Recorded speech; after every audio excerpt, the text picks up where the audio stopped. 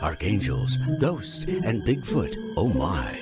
It's just another night for Supernatural Girls. Real stories, real answers to life's biggest supernatural mysteries. And now for another exciting interview with paranormal experts from this world and others.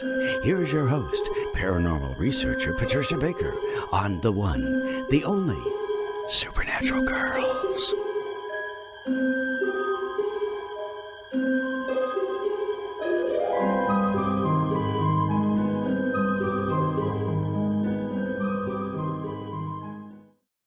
Welcome, everyone, to another great episode of Supernatural Girls. This will be our last show for the year. And for that, PK and I wanted to get one of the most special people we have ever met. And he was kind enough to say yes to come on the show tonight. We're going to bring him on in a couple minutes. Whitley Strieber. We love this man. Don't we love him? Oh, not a doubt. We talk about him all the time. He probably doesn't know that he's so beloved by these two old ladies. But anyways. Speak for yourself, being old. I'm the young one. That's right. You're the young one. So anyways, but first we got to get to you, Miss PK. What's going on with the numbers? Well, firstly, retrograde has ended. We're still in a bit of the shadow period, but at least the darn thing's over with. Yay. What a nightmare that always is for us. I know it. So the fact that we're in a 2 personal month, we need to take a look at the fact that sensitivity, relationships, teamwork, they're all top of the list. So don't let your nose get out of joint by what's going on around you. If somebody you feel has snubbed you, trust me, they probably don't even know they've done it. Everyone's just super sensitive. On top of that, you add the shopping, spending money that we don't usually have at this time of year, because the man upstairs has made sure that we've wasted so much before we get here. That Christmas Grinch ran off with my billfold. That's all there is to it. That's so we're working the best we can to put it together. But the most important thing is when this month is over, we are going into a brand new segment of a new 9-year cycle. Yay. Yes and no. Every month of next year will be exactly as it is. January is a 1 month. It will be truly a 1 month. New beginnings, fresh starts, all that good stuff. So in the meantime, clean the closet, clear off the countertop, get rid of the stuff you don't want, so that once we go into 2025, it's going to feel great. Good. Not perfect, but great. That's a big difference. I'm ready. Oh boy, am I ready. Stuff is going to the dump. There's no question. Good. Oh, not a doubt in my mind. But I think the most important thing everybody needs to remember is that sensitivity is the name of the game. So remember that not everybody may feel as upbeat as you do.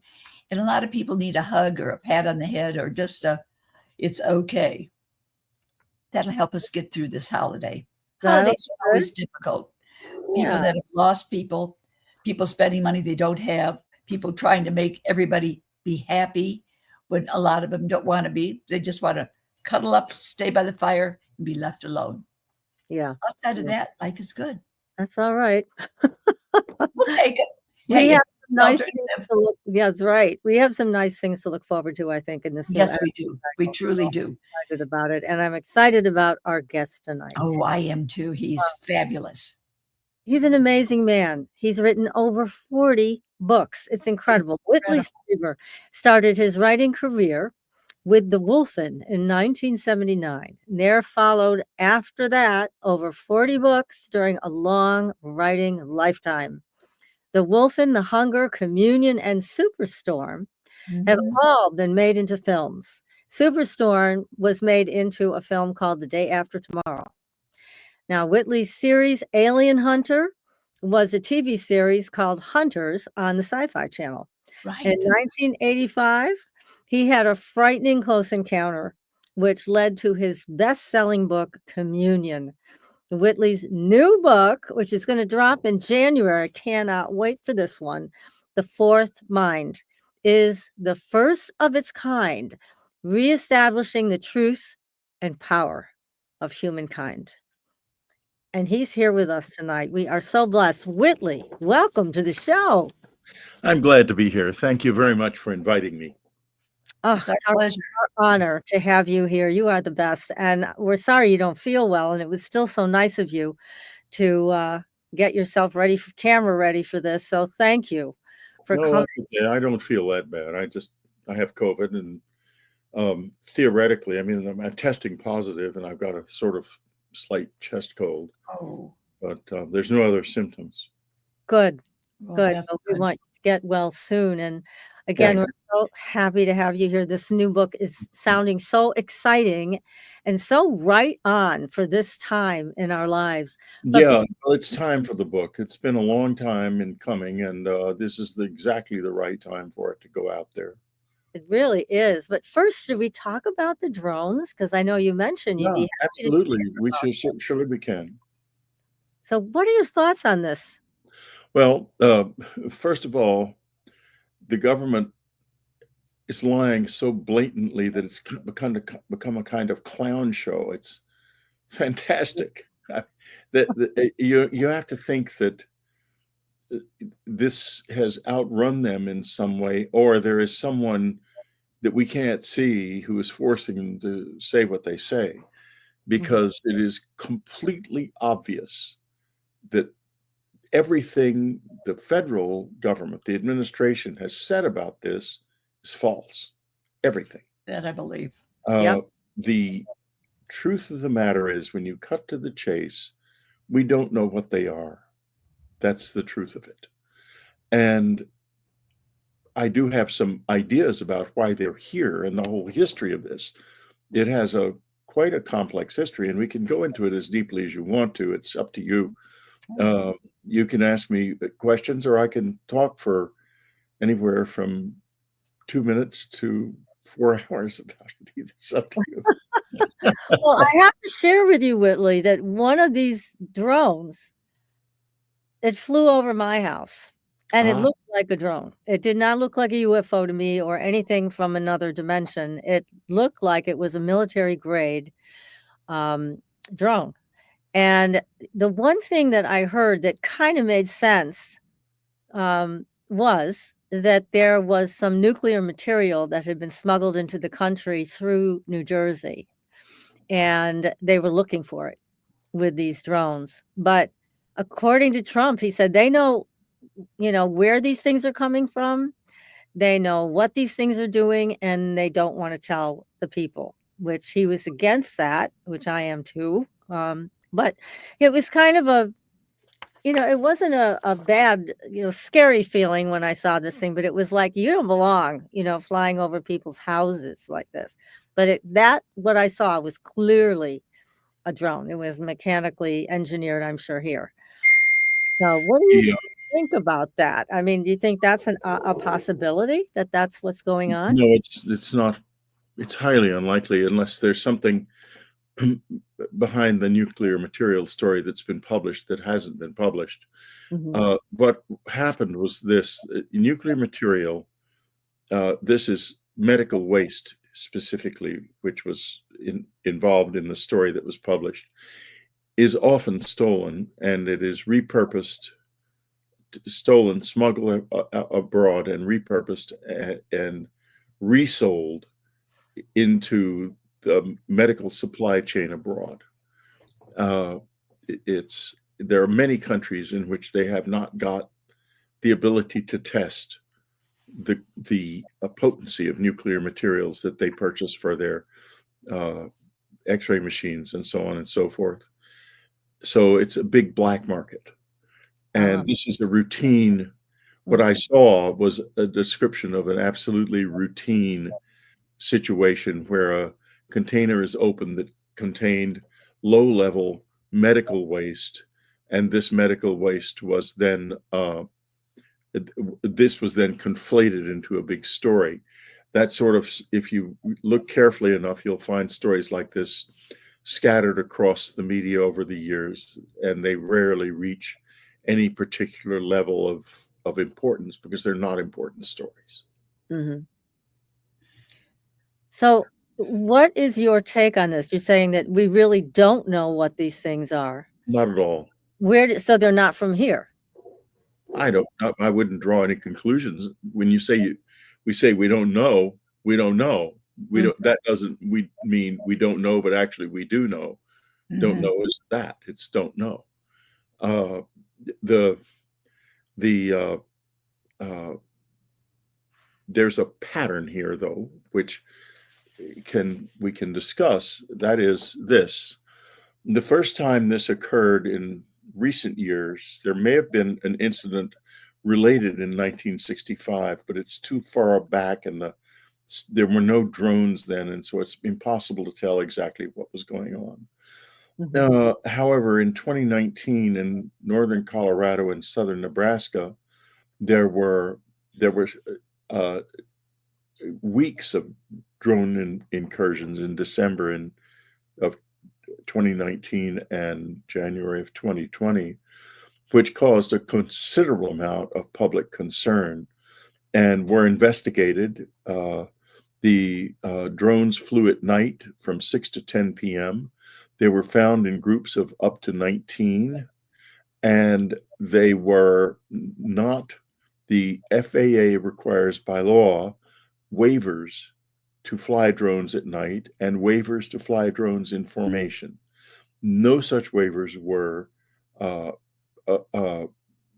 asked for by the FAA, by whoever was flying these drones. The drones were not generally visible on radar, and in fact, I don't think at all. And they did not provide infrared heat signatures any more than the drones over New Jersey have. Now, that alone is proof positive that there's nothing we know about, because a drone is going to have an engine and is going to have a very significant heat signature. If you had looked at the one over your house with an infrared sensitive camera, my guess is it was an ordinary drone. That's what you're describing, and it would have had a significant heat signature. If it had been one of the anomalous ones, there would have been no heat emanating from it. Okay. So it's a big clue. To go on, the next incursion happened in October of last year over Langley Air Force Base. There were numerous events over Langley Air Force Base night after night. The government did not do anything about them, even though one involved a near miss with a fighter jet, and they still didn't act. Now, there has to be a reason for that. Yes. It can't be ours doing testing or whatever they may be doing if they're going to nearly collide with one of our own jets. I don't think so. But at the same time, they didn't respond because they obviously know what this is, and they know they can't respond. So then the next thing happens. The United States sends nuclear materials to England. They arrive at Lakenheath, RAF, and shortly thereafter, drones appear over Lakenheath, RAF. This goes back to a long history of anomalous objects appearing in the context of nuclear proliferation. The first such incident took place in 1946 at White Sands, when a V-2 rocket was fired, and when it had reached an altitude of 40,000 feet, an unknown something caused it to go off course. It was shot at by something that was seen on radar, and it went off course and was destroyed because it was by ground control, because it was off course. At the time, the United States was the only nuclear power in the world, and we had not yet attached a nuclear weapon to a missile, but clearly that was on the way. A warning, therefore. Then, over the course of the 1960s and into the early 70s, both in the United States and Russia, there were incursions into missile control facilities, alterations of targeting systems, damage to the facilities, especially in Russia. And clearly, someone was there warning us in their own way about the danger of nuclear war. Mm-hmm. At the same time, starting in the 1970s and continuing up through the early 2000s, many thousands of people around the world had close encounters of the third kind, in which many of them were warned about environmental crisis. Now, fast forward to the present. Lakenheath, a nuclear proliferation of the first order. The United States, for the first time in 20 years, is returning nuclear weapons to the UK. These are nuclear weapons, unlike those that are already in the UK, that would not be under the control of the UK, but of the US. And they may be attached to one of two new types of delivery systems, or both. One, a stealth delivery system. Two, a hyperspeed delivery system, either of which could reach Russia unawares, meaning that this is profoundly destabilizing to the balance of power, since these weapons could conceivably reach Russia before Russia could react. So mutually assured destruction goes by the boards. This could mean to the visitors that nuclear war is inevitable because of the presence of those weapons there.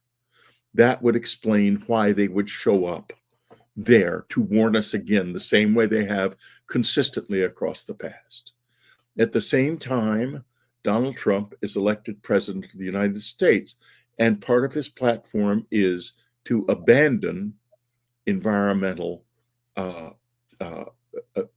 amelioration of environmental problems. I'm not interested in politics at all. Nature to me is numbers. I can see what the numbers say, and so can the visitors. They told me 7 years ago that we had 7 years left. Now we have 5 years left. And 4 of those 5 years, we will do absolutely nothing further in the United States. China can't do it much more than they have done, because building of electric cars is one thing. Deploying solar farms is another thing, both of which they've done extensively.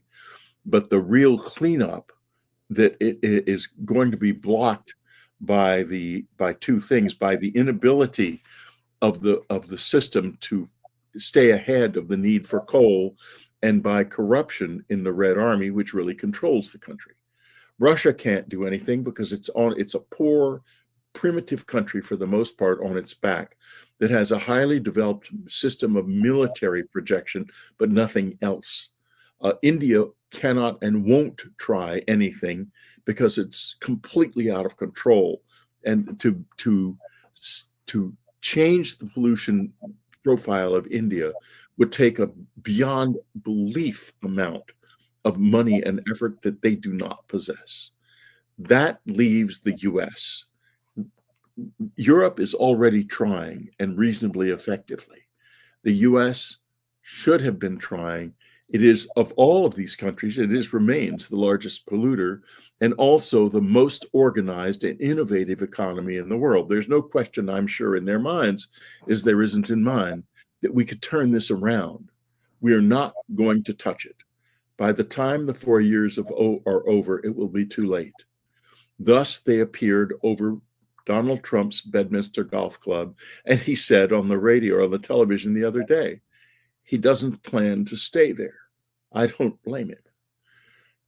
There are two messages that have been conveyed. The first message is a very, very intense one about nuclear war. The second one is equally intense about the danger of climate change. These are the two fundamental issues that the visitors have been interested in from the beginning. That's what's happening.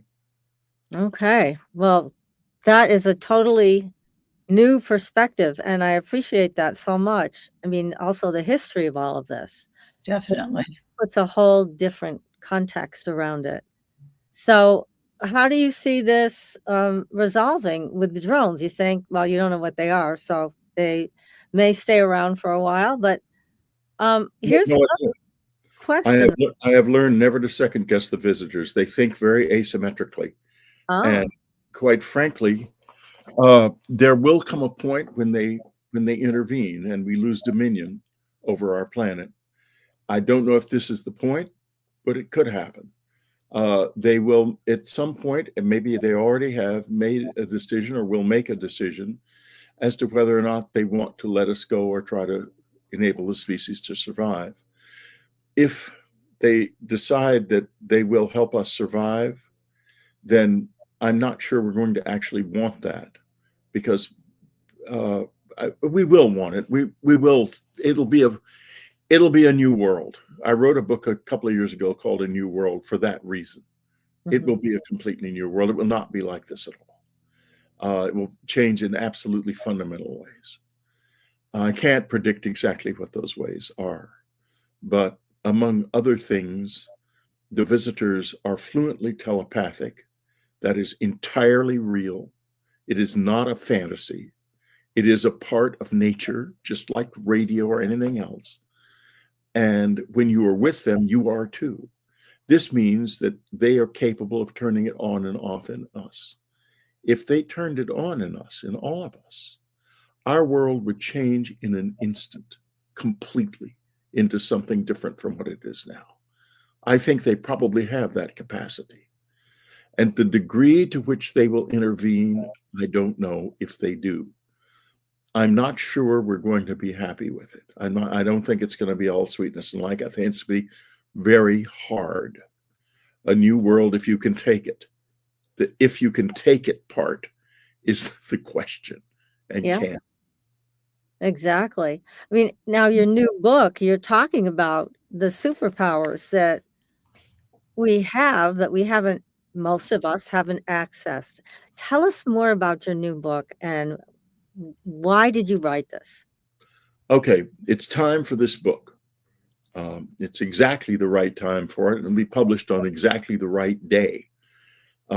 This book, The Fourth Mind, has two parts.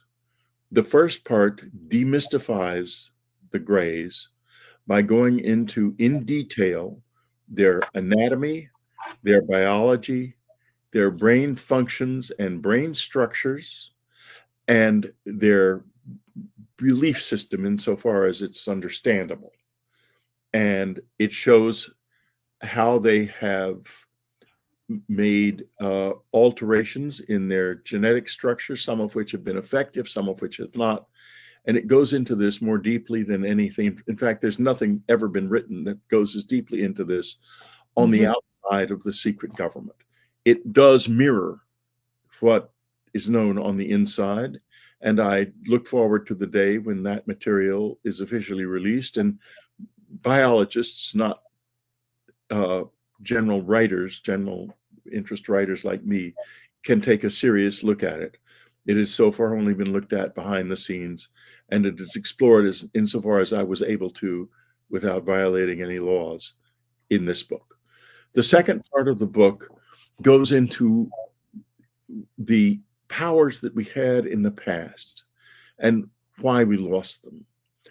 If you look at the Earth and forget all of the efforts that are devoted to trying to explain away things that cannot actually be explained away, you see things like the platform at Baalbek with 100-ton stones that were moved, sunk, carved by unknown means, moved by unknown means, down a known causeway that is in no way reinforced in such a way that stones like that could be rolled across it.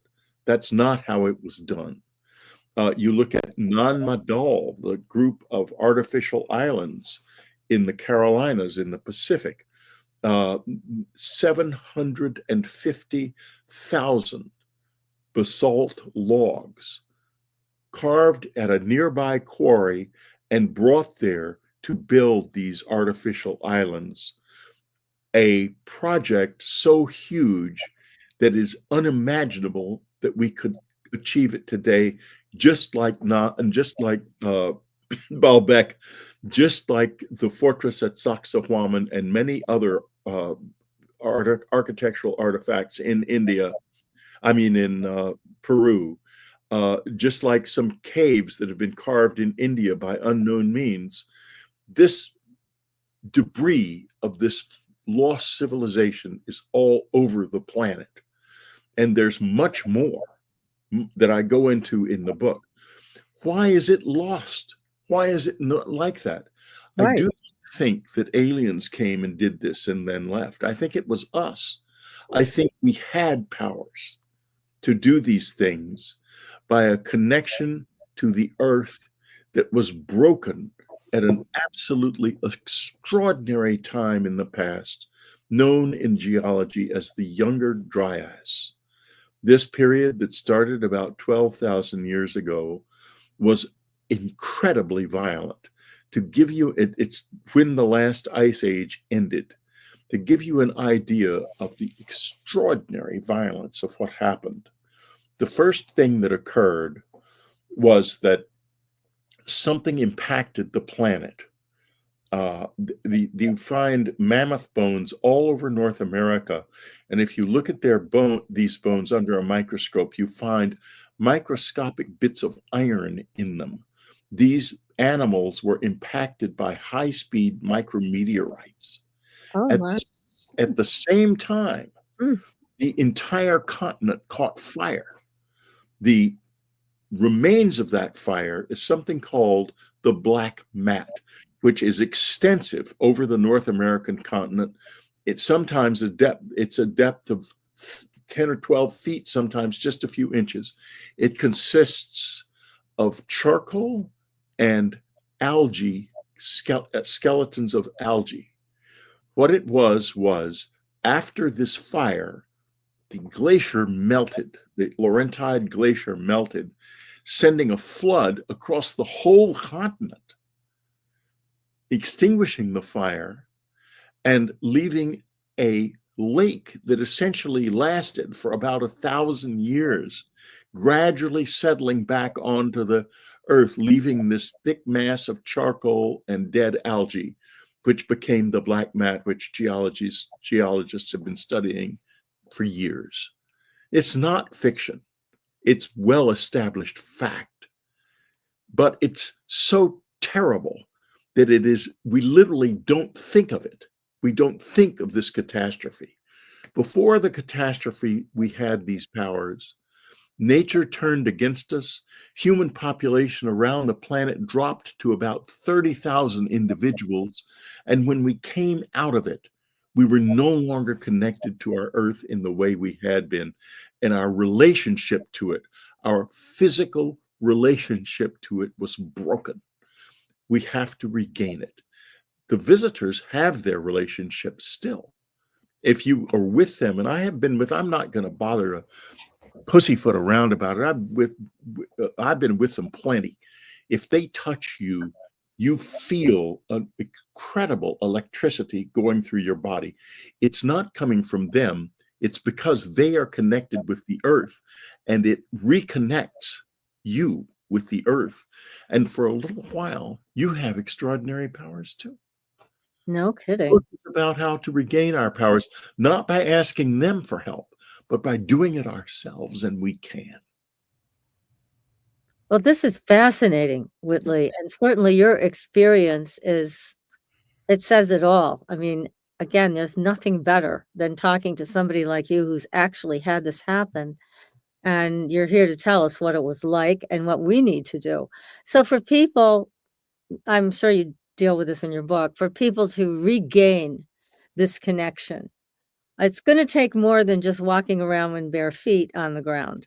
So what things do you talk about, and can you talk about in your book and here with us tonight? Well, what I can talk about here tonight is this. First of all, the book's not a self-help book. We're going to have to figure that out later. In other words, it's not a course or anything. I've never found one of those courses that really worked and did anything for me personally. So, any case, uh, uh, what the book does do is it shows how various powers are real. And what has closed us off, like if you say to someone, did you know human beings can actually levitate? They tune it out, completely outside of their experience. Western science tells us it's impossible. And I don't blame Western science. It seems impossible to me too. But it wasn't always. In fact, I know a man, he's passed on now, Paul Eno, who actually witnessed this. And let's be precise about what he witnessed. He was at an exorcism.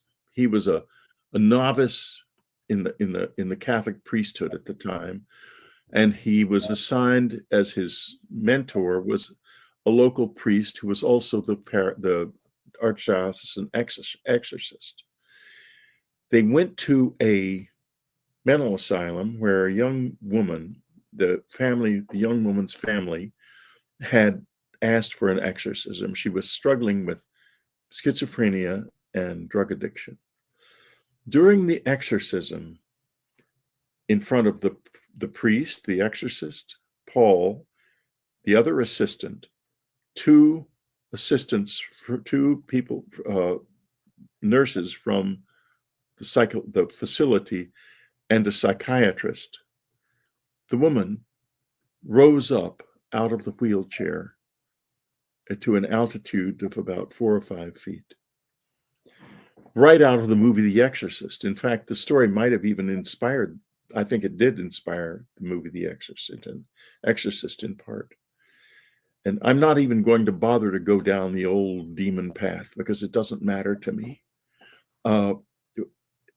What happened then was the exorcist said to Paul, please push her down into the chair.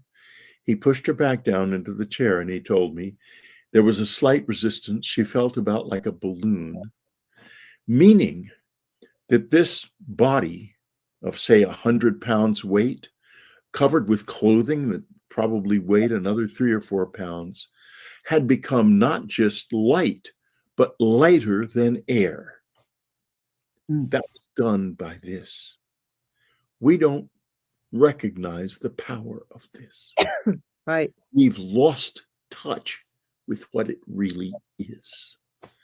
And we can begin to regain our connection to our own brains and minds and our true selves. Listeners haven't lost it. I've seen them levitate. I've levitated with them. When they're with you, they hold your hand, you go right with them. How did it feel? Extremely upsetting. I went up in the air without the slightest warning. The first time, it was like going up in an elevator with no elevator. And it was quite exciting, I'm telling you. I mean, but looking back the 2 or 3 times it's happened, I would like to be able to do that on demand. And I think that if we can recognize that things like this and things like telepathy are real, we'll be able to do that. I don't see why not. If we could in the past. And when you're with the visitors, you're fluently telepathic. It's as easy as pie. But when you're not with them, you can't do it at all. That means it's in there, but it's not turned on. We can turn it on. And I think that the way to do that has already been pointed out. There's a wonderful group of podcasts you can get them on Spotify or Apple or anywhere, called the telepathy tapes. Yes, we've heard of them. Yes. Yeah. If you listen to the telepathy tapes, this wonderful story emerges of these gentle, sweet people who are not voiced, who are profoundly autistic, who have fluent telepathy. And it's been proved. It's not, and this is so critical. The Western imagination has walled off all of this stuff And what seems like enlightenment is indeed that on one level, but on another level, it's a prison. And we got to break out of the prison without losing the enlightenment. That's going to be a good trick, but we'll do it. In any case, I am enough telepathic to have engaged with some of they're called spellers.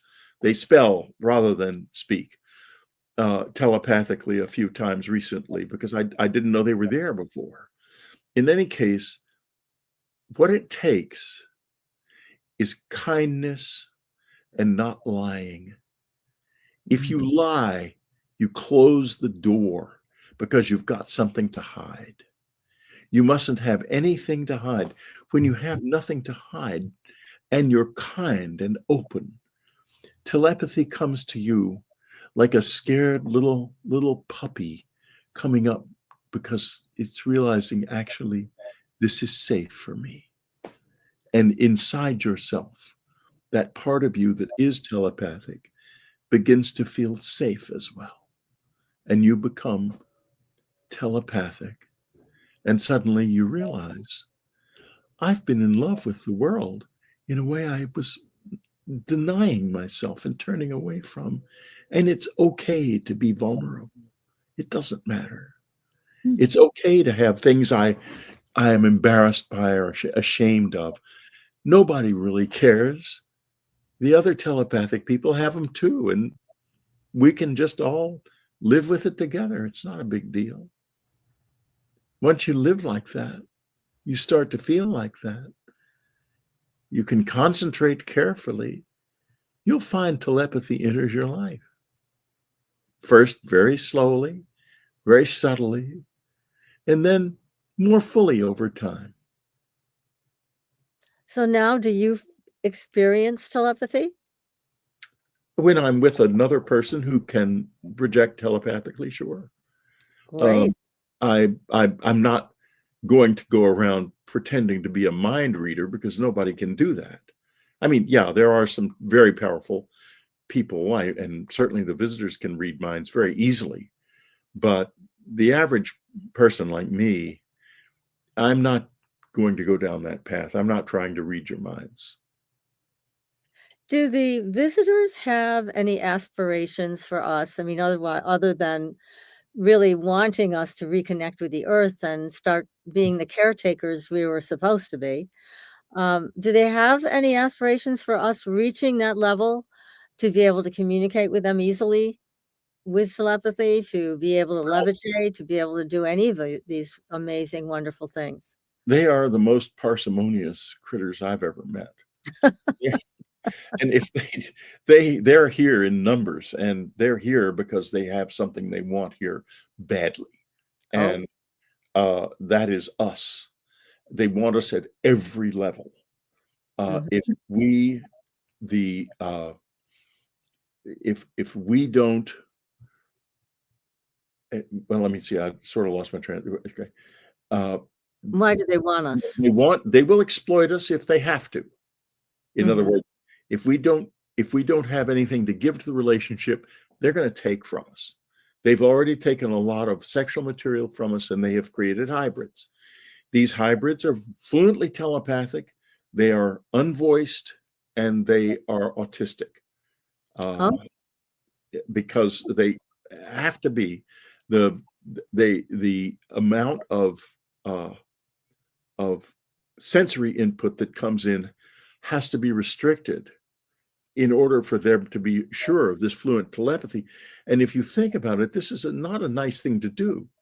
I mean, don't think the visitors are angels. They're far from it. They are definitely here for some of their own purposes and their own reasons, and they are exploitative, but they are also here for us. And if you're strong and you want to do this, they will come halfway. Again, get back to a new world if you can take it. It means if you can strong enough to stand up to them, strong enough to stand up to your own needs and desires, strong enough across the board. This is about being strong. you found a way to access that inner strength Yeah. when you are in their presence, so that you're not just taken over by them, you are an equal with them. Well, I mean, I don't feel I'm certainly not taken over by them. Who would want to take me over anyway? I'm much too dull. Uh, I seriously doubt that. no, it's not about taking over. Uh-huh. It's not about taking over. Who wants, you don't want to take over. You want to have a relationship. Yes, Who right. wants a robot? I mean, why would they come all the way from wherever the hell they've come from to turn us into a bunch of robots? Speaking of dull, that would be dull. They Yes. want interaction. They're here for the new, and we have that in spades for them. This is a rich resource of newness for them, and they want it. I know that.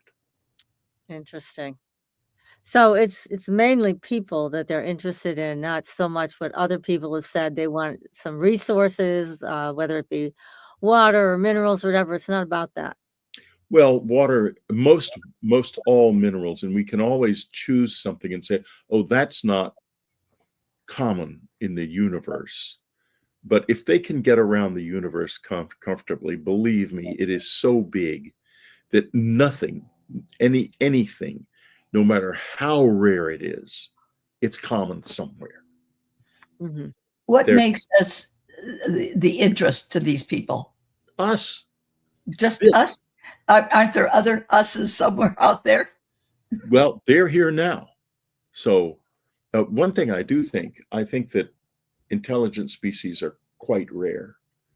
There's approximately 21 trillion planets in this universe, according to science. So if intelligent species are so rare as to be essentially invisible in reality, that leaves only a billion or so in the universe. And if this universe isn't the only one, then there are billions of intelligent species out there, all looking up at the sky at one time or another in their lives. And believe me, sometimes somebody has figured out how to climb Jacob's ladder. You can be sure of that. Well, you talked about some of our history and how we got cut off from our connection, but then there is a lot of ancient information, whether it be in Göbekli Tepe or Egypt, about reaching these higher levels of awareness. Yes. And so that's a part of our history too that we don't have enough information on. We have some, but not a lot. The gold is lying there for us to pick it up. The manna is on the ground. It's right there.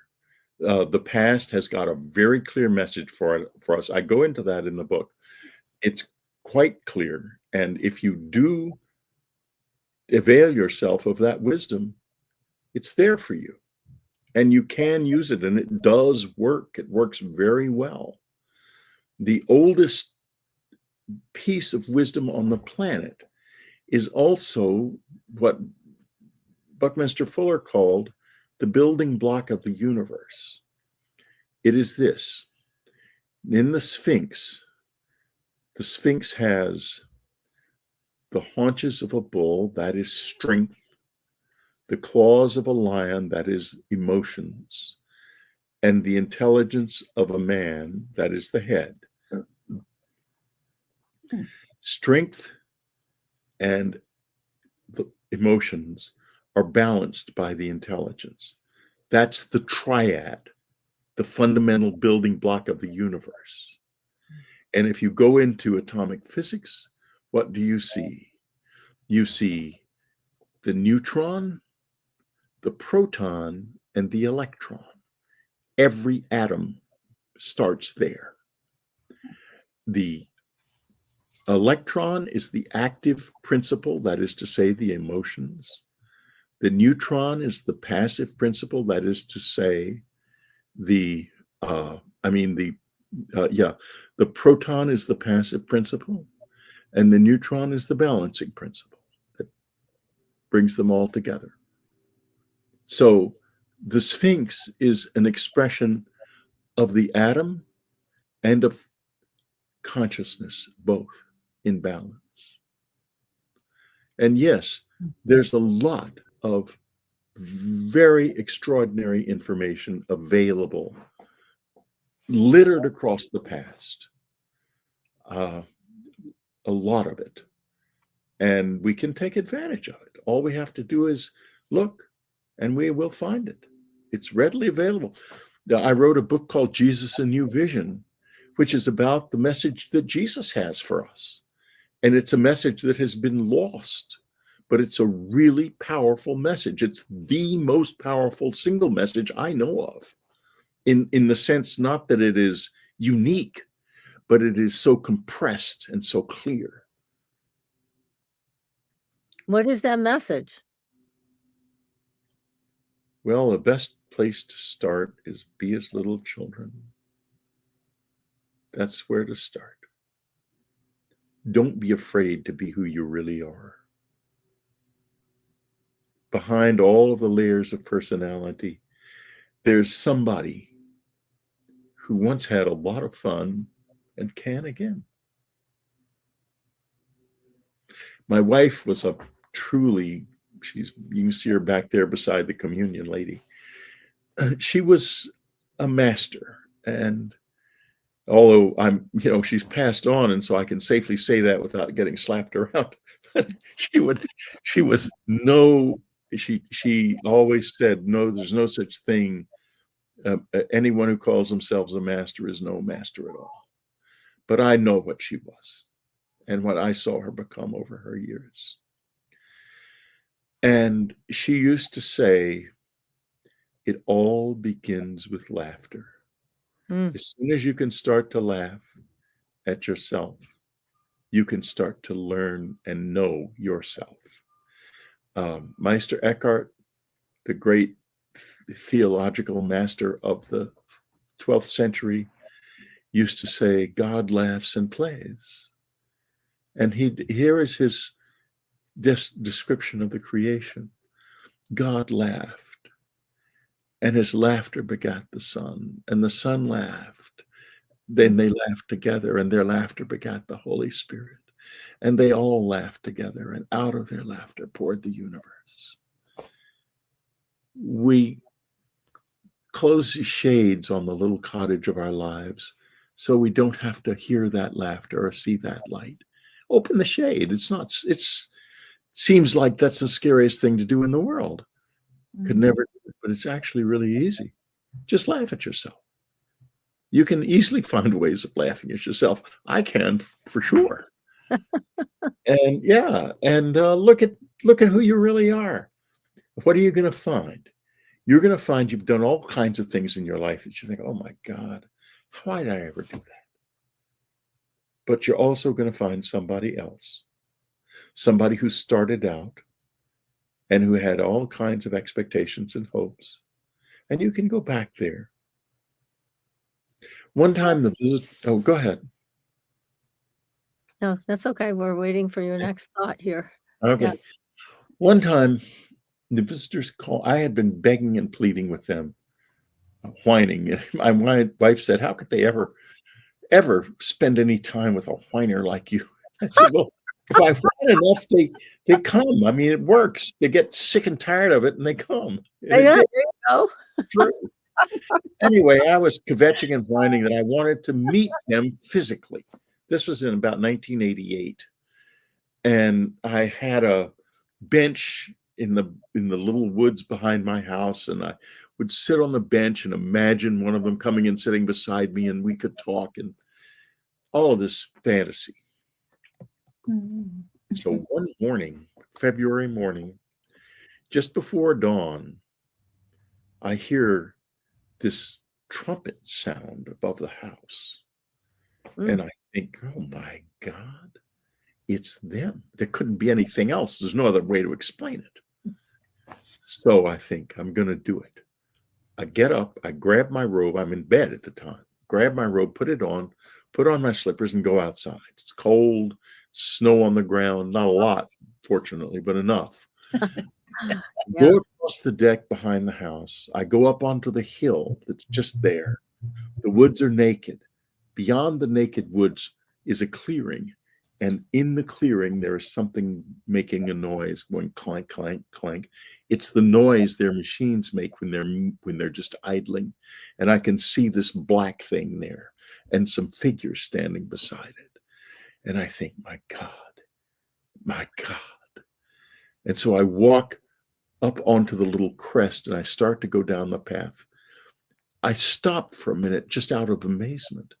And I hear in my head this voice go, "Come on, come on." And it was so scary, I couldn't take another damn step. And I thought to myself, my God, if I go down there and I disappear and never, she ends up with no ability to support her and our boy. Yeah, right. So I go back to the house. I put my hand on the doorknob and I hear 3 cries from above the woods. Oh, oh, oh. They remain to this day the 3 only truly perfect sounds I have ever heard, the 3 most emotionally rich sounds I have ever heard. I proceed into the house. Huh. I get to the bedside. I sit on the bedside. I realize there is someone I can't see in the room. By that time, we were very sensitized to the fact that we would often have people in the house we couldn't see.